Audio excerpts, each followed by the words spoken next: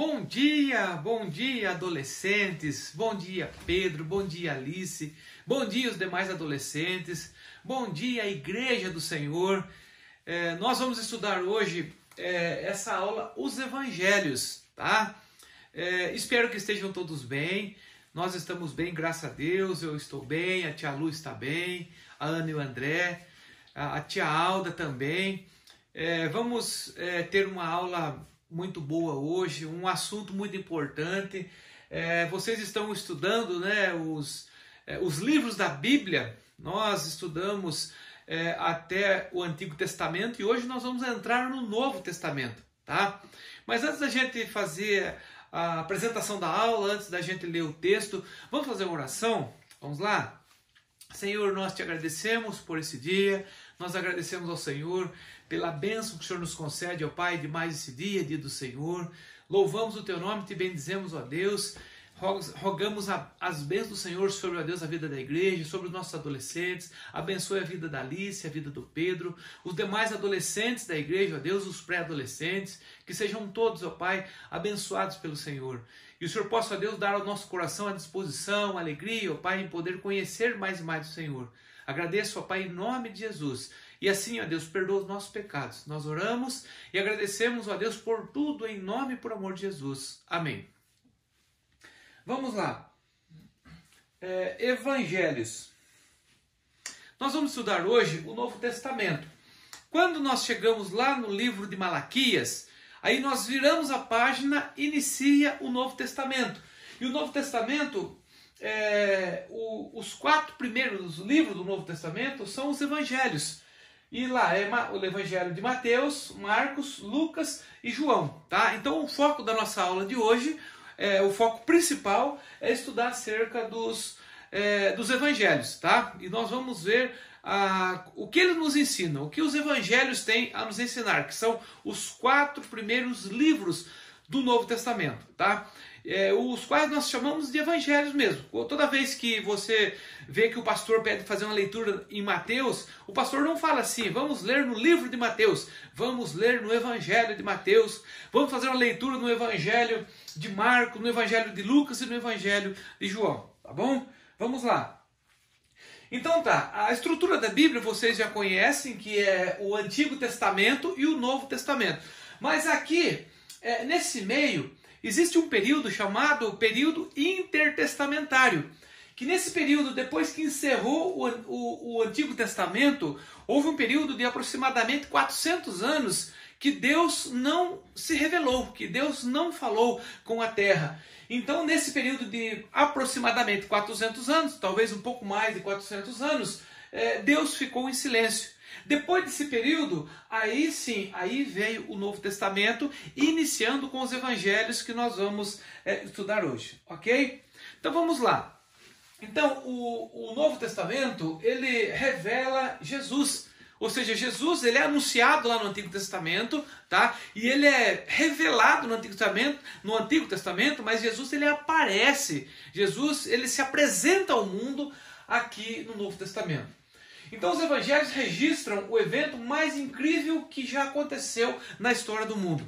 O evento mais incrível que aconteceu foi quando Deus visitou a terra na pessoa de Jesus Cristo. Então o acontecimento mais importante da face da terra foi o nascimento de Jesus Cristo. E isso está registrado nos Evangelhos. E não sei se vocês têm assim o costume de observar nas orações dos irmãos, alguns irmãos na igreja oram e agradecem pela maior bênção da face da terra, que é a salvação em Cristo. Então a salvação de Jesus Cristo é o maior benefício, a maior bênção que nós recebemos. Alguns irmãos, eles citam, eles agradecem a salvação em Cristo em suas orações. Isso é muito bom, tá? É algo também para nós aprendermos, tá? Adolescentes, Alice, Pedro, tá? É bom a gente aprender também a agradecer a Deus pela bênção da salvação, tá?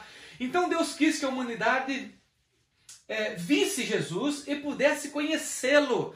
Então, ou seja, aquilo que Deus quis foi que entregar Jesus ao mundo para que as pessoas conhecessem Jesus. Então os Evangelhos, Eles são um convite feito por escrito, ou seja, hoje nós temos a Bíblia, nós cremos na Bíblia, nós cremos nos Evangelhos, tá?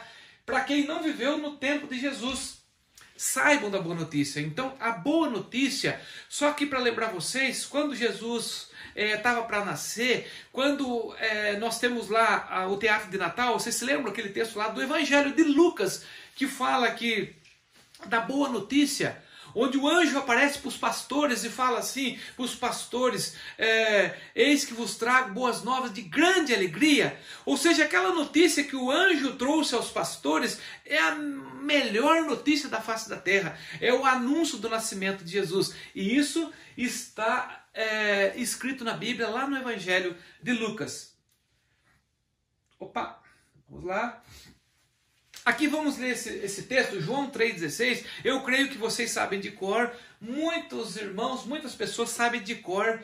E esse texto de João 3,16, ele é considerado o texto central da Bíblia, um dos principais textos da Bíblia. Por quê? Porque ele demonstra o amor de Deus a nós, o amor de Deus ao mundo. Então vamos lá? Porque Deus amou o mundo de tal maneira que deu seu Filho unigênito para que todo aquele que nele crê não pereça, mas tenha a vida eterna. Então esse texto que está no Evangelho, tá no Evangelho de João, que nós estamos estudando hoje, tá? Esse texto faz uma referência ao amor de Deus na nossa vida, à nossa salvação.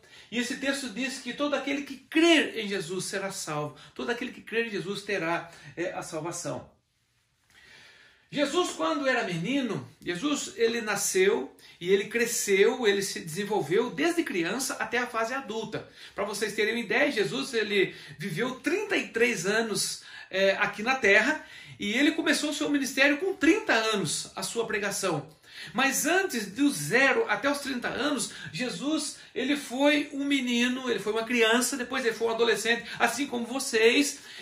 Jesus foi jovem e Jesus chegou a ser adulto. Então, com 30 anos de idade, ele começou o seu ministério. Então, Jesus era muito obediente. Ele era uma criança obediente. Em tudo ele obedecia a sua mãe. Ou seja, com isso nos ensina também a sermos obedientes. Quando nossos pais, quando os pais de vocês falam algo, quem sabe para corrigir você, quem sabe para você não fazer tal coisa, não fazer de tal maneira, sabe por que ele está fazendo isso? Porque ele te ama, porque ele quer o teu bem. Então Jesus ele compreendia essas coisas e ele nos ensina, porque ele era obediente, extremamente obediente. Por certo, Jesus era uma criança que brincava com os coleguinhas, mas quando a tua mãe chamava, ele obedecia. Quando Jesus era ali adolescente, quando ele era jovem, quem sabe os seus pais, Jesus ele foi educado pelos seus pais, por José e Maria. E quem sabe ali na fase da juventude, quando o seu pai falava, ele obedecia, ele ajudava o seu pai. Tá? Então Jesus realizou milagres sobrenaturais. Jesus não usava truques e nem mágicas. Tá? Ou seja, Jesus não fazia nenhum tipo de truque, nenhum tipo de mágica para enganar as pessoas. Mas Jesus ele fazia milagres. Tá?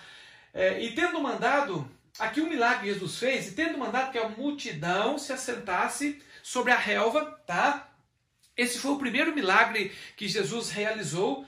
Tomando os 5 pães e os 2 peixes, erguendo os olhos aos céus, abençoou-os. Depois, tendo partido os pães, deu aos discípulos e esses às multidões. Ou seja, Jesus estava pregando para uma grande multidão e essa pregação de Jesus ela durou um certo tempo, onde as pessoas estavam famintas, estavam com fome.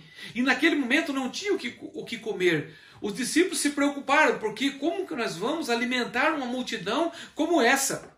Aí apareceu 2 pães, 2 peixes e os 5 pães, e Jesus fez a multiplicação. E a Bíblia diz, aqui no texto, no Evangelho de Mateus, que eles se alimentaram, todos comeram, se fartaram, tá? E ainda sobrou alimento. Esse foi o grande e o primeiro milagre que Jesus realizou. Aqui eu trouxe uma imagem para vocês perceberem, tá? Uma imagem demonstrando os 2 peixes e os 5 pães, os quais inicialmente essa quantia de alimento foi suficiente para alimentar uma grande multidão, muitas pessoas. Jesus foi um mestre que ensinava lições radicais, ou seja, Jesus é o grande mestre, aquele que nos ensina, o mestre dos mestres, o professor dos professores. Ele ensinava por meio de parábolas. O que é parábolas? Parábolas são ilustrações, mas ilustrações que Jesus usava e as pessoas podiam compreender aquilo que ele estava ensinando. Como é difícil às vezes na escola, quando vocês estão numa aula, por exemplo, uma aula de matemática, uma aula de física, eu creio que vocês já têm, e é um assunto difícil, e o professor começa a explicar e você não consegue entender, e a gente tem dificuldade para compreender o que o professor estava ensinando. Então Jesus, o grande mestre, o grande professor, ele ensinava de uma maneira com que as pessoas compreendiam. E nós também, quando nós lemos a Bíblia, e para a honra e glória de Deus, nós compreendemos por quê? Porque Jesus ele nos ensina de uma forma clara, de uma forma que não fica dúvida para nós acerca do ensino de Jesus. Então Jesus viveu uma vida sem pecado. Dissemos que Jesus foi obediente enquanto ele cresceu, enquanto ele era criança, Jesus ele viveu sem pecado, embora fosse 100% homem. Ou seja, Jesus ele tinha os mesmos sentimentos que nós, as mesmas sensações físicas. Jesus sentia frio, sentia calor, sentia fome. Jesus ele se alimentava, ele tomava água, assim como nós. Então Jesus era 100% homem, mas ele também era 100% Deus. Então a diferença de nós para Jesus é que Jesus nunca pecou, Jesus nunca cometeu pecado. Jesus foi crucificado sem ter feito nada de errado. Ou seja, Jesus foi crucificado naquela cruz, derramou o seu sangue naquela cruz, inocente, sem cometer nenhum erro, nenhum tipo de pecado. Ele morreu, foi crucificado naquela cruz para pagar os nossos pecados. E todo aquele que nele crer será salvo. Então, o lugar naquela cruz era nós que merecíamos estar lá. Mas Jesus, por amor a nós, assim como diz o texto, lembra do texto de João 3,16? Porque Deus amou ao mundo. Ou seja, então porque Deus nos amou. Então Deus permitiu que o seu Filho único, o seu Filho sem defeito, o seu Filho sem pecado nenhum, fosse ele morto naquela cruz, fosse ele envergonhado naquela cruz em nosso lugar. E aqui eu faço a perguntinha, olha aqui, você crê em Jesus? Você crê em Jesus? Eu estou imaginando a resposta de vocês dizendo sim. Que bom mesmo, Alice. E Pedro deu um sorriso e fala sim, eu creio em Jesus. Nós cremos em Jesus e nós temos a certeza da nossa salvação. Aqui eu trouxe para vocês uma imagem da crucificação, A cruz aqui do meio, está aparecendo aqui escuro a imagem, porque é uma imagem retratando aqui o momento da crucificação lá no Calvário. Aqui no meio Jesus pregado naquela cruz, Aquela cruz, ela é considerada uma cruz maldita, porque aquela cruz foi crucificado Jesus santo, sem pecado, sem defeito nenhum. Mas Jesus ele não ficou pregado para sempre naquela cruz. Jesus ele ressuscitou, ele foi sepultado e ao terceiro dia Jesus ele ressuscitou. Então vamos lá, Jesus ressuscitou no terceiro dia. A ressurreição nos dá a confiança de que Jesus é realmente o Filho de Deus. Ou seja, se Jesus não fosse o Filho de Deus, não fosse assim, Jesus não teria ressuscitado ao terceiro dia, E nos mostra que a morte foi vencida, ou seja, a morte ela foi vencida. Jesus, ele venceu a morte. Não precisamos mais ter medo de morrer. Algumas pessoas têm medo de morrer. Nós cristãos, nós que servimos a Deus, nós que cremos em Jesus, nós, assim como vocês que acabaram de responder, eu creio em Jesus, nós não precisamos ter medo da morte. Sabe por quê? Porque Jesus, ele venceu a morte. E quando nós morrer, nós vamos morar com ele lá no céu. E nós podemos ter a certeza disso. Sabe por quê? Porque está claro no Evangelho de João, porque todo aquele que nele crer não vai perecer no mundo, e sim vai ter a salvação, e sim vai ter a vida eterna. Então, porque Jesus é mais poderoso do que a morte, ainda assim a ressurreição nos dá a confiança e a esperança. Confiança e esperança. Confiamos em Deus, confiamos em Jesus, nós confiamos no Espírito Santo e nós temos a esperança. Ou seja, nós vivemos neste mundo onde muitas pessoas não têm essa palavra chamada esperança. Essa aqui é uma virtude. Só tem esperança aquele que crê em Jesus. Aquele que tem a certeza que Jesus, ele morreu naquela cruz no meu lugar. Jesus, ele morreu naquela cruz para me salvar, para apagar, para limpar os meus pecados. Aqui também eu trouxe uma imagem, aqui no terceiro dia, Jesus ele ressuscitou, tá? Não precisou, quando as pessoas chegaram para tirar a pedra do túmulo, a pedra já não estava mais lá na boca do túmulo, já estava aberto a sepultura, tá? Que naquele tempo as pessoas não eram sepultadas como hoje, lá no cemitério que faz a cova, o buraco, eles eram sepultados em cavernas. Quando chegaram, Jesus já havia sido ressuscitado. E aqui a imagem mostrando muita luz, tá? Mostrando luz, porque a luz é Jesus. Aqui vamos falar rapidamente dos 4 evangelhos, ou melhor, os 4 evangelistas. Aqui Mateus. Mateus, um cobrador de impostos. Ele era um cobrador de impostos, discípulo de Jesus. Ele conviveu com Jesus, ele conviveu com o mestre e escreveu especialmente para o povo judeu. Ou seja, o povo judeu, só para vocês terem uma ideia, quando houve aquele período intertestamentário, e esse período aconteceu depois do exílio da Babilônia, eles já tinham retornado da Babilônia, já tinham voltado para Israel. Vocês se lembram claramente, todos nós sabemos, nós estamos estudando, ouvindo as mensagens que o pastor está pregando no culto de domingo, né? As mensagens lá de Neemias, tá? Que Neemias foi o servo de Deus, aquele que foi usado por Deus para a reconstrução dos muros de Jerusalém, depois do exílio da Babilônia. Só que então, quando o povo for levar cativos para a Babilônia, eles se misturaram com os babilônios, eles se misturaram com outros povos que não eram judeus. Tá? Então, quando passou todo esse período e quando iniciou, Jesus nasceu, então houve muita dificuldade para os judeus até para crer em Jesus. Então Mateus foi esse evangelista que ele pregava especialmente para os judeus para mostrar para eles que Jesus era o Messias que todos esperavam. Porque todos os judeus eles criam que o Messias ia chegar, que o rei de Israel ia chegar. E quando Jesus nasceu, muitos judeus, assim como muito crente hoje, não crê em Jesus. Sabe por que eu estou dizendo que muito crente não crê em Jesus? O crente que não vai para a igreja, o crente que não tem compromisso com Deus, o crente que anda por aí fazendo tudo aquilo que o mundo oferece. Esse é um crente que não conhece verdadeiramente Jesus. E Mateus ele pregou exatamente para esse público, para esses judeus que tinham dificuldade de crer em Jesus. Marcos não foi um dos 12 discípulos, mas ele era muito amigo de Pedro. Tinha uma amizade grande com Pedro. E sem dúvida, o seu amigo Pedro contou tudo o que sabia sobre a vida de Jesus. Foi o primeiro evangelho a ser escrito e é o menor. Então Marcos, o evangelista Marcos, ele era muito amigo de Pedro. E por certo, Pedro falava muito de Jesus. Então ele teve toda uma estrutura para escrever o evangelho, certamente, né, inspirado por Deus, pelo Espírito Santo de Deus, para escrever o evangelho de Marcos. Lucas também não foi discípulo de Jesus, ele era médico, tá? E trabalhou com o apóstolo Paulo.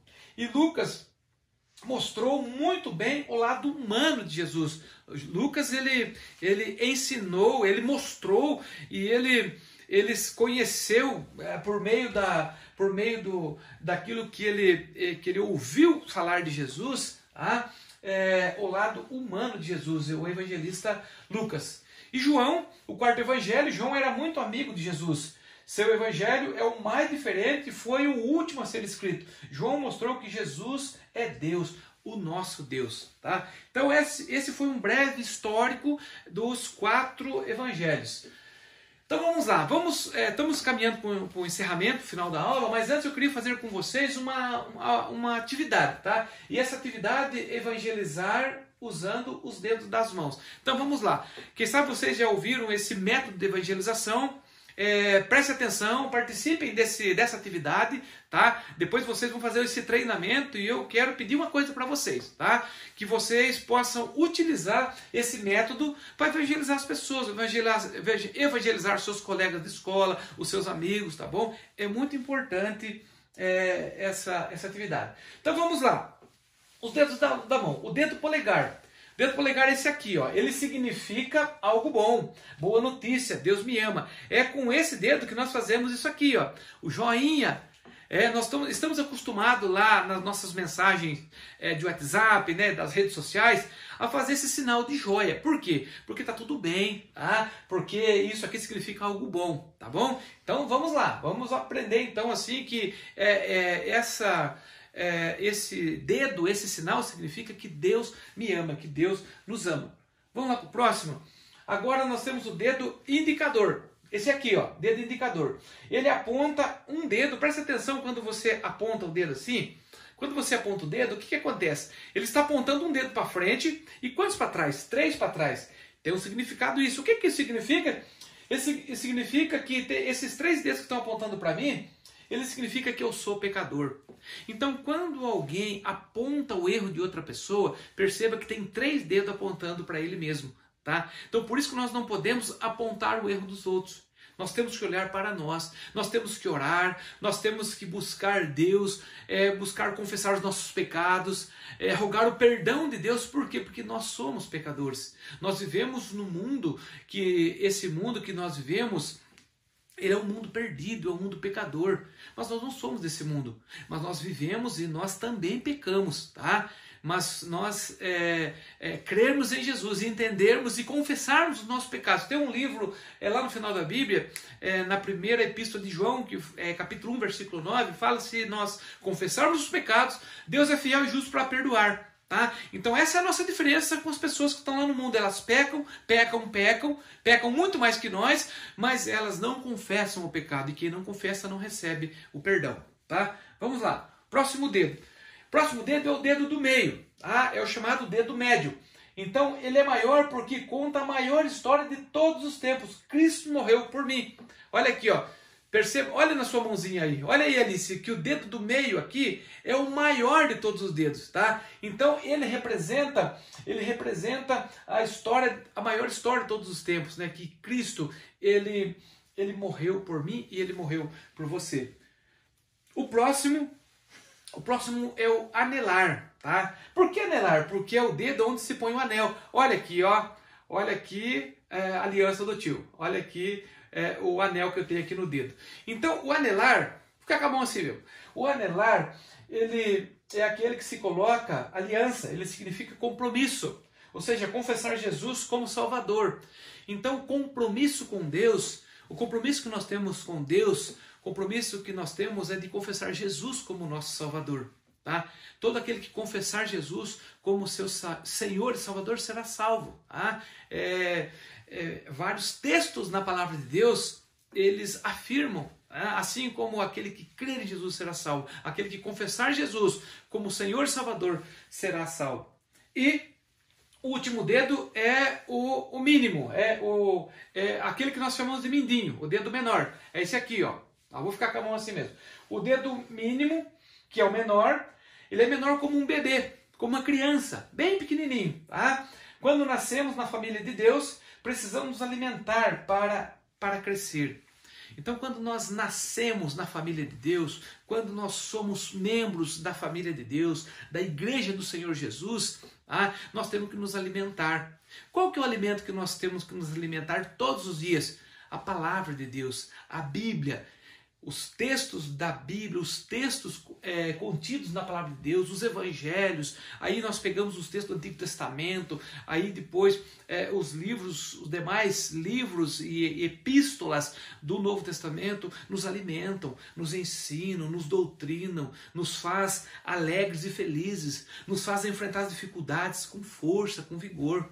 Tá? Então essa é uma bênção que nós recebemos de Deus, desse alimento, de poder desfrutar desse alimento. Tá? E para nós encerrarmos nossa aula, conclusão, os evangelhos nos fazem conhecer o amor de Cristo, apresentado a nós a salvação por meio do sacrifício naquela cruz. Ou seja, o sacrifício naquela cruz apresenta para nós a salvação em Cristo. E essa foi a prova de amor de Deus por mim e por você.